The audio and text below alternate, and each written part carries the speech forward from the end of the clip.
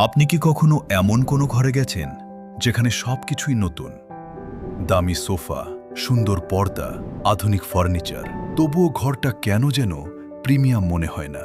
আবার এমন কিছু ঘর আছে যেখানে খুব বেশি খরচ করা হয়নি, কিন্তু ভেতরে ঢুকলেই মনে হয়, ওয়াও, কি সুন্দর।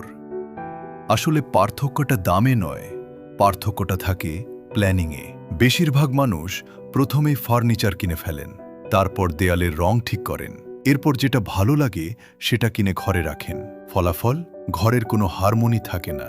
রং একরকম, লাইট আরেক রকম, ফার্নিচারের সাইজ স্পেসের সঙ্গে মানায় না। সবকিছু ভালো হলেও একসাথে ভালো লাগে না। একজন ইন্টেরিয়র ডিজাইনার প্রথমে ভাবেন, মানুষ এই ঘরে কিভাবে থাকবে, কোথা দিয়ে হাঁটবে, কোথায় আলো পড়বে, কোন রঙে ঘর বড় দেখাবে, কোন মেটেরিয়াল দীর্ঘদিন ভালো থাকবে। একটি সুন্দর ইন্টেরিয়র কখনো শুধু ডেকোরেশন নয়, এটি কমফর্ট, ফাংশন আর বিউটি-এর নিখুঁত সমন্বয়। আর্কলে ইন্টেরিয়রে আমরা শুধু একটি ঘর ডিজাইন করি না, আমরা এমন একটি স্পেস তৈরি করি যেখানে প্রতিটি কোণ আপনার জীবনযাত্রার সঙ্গে মানানসই হয়।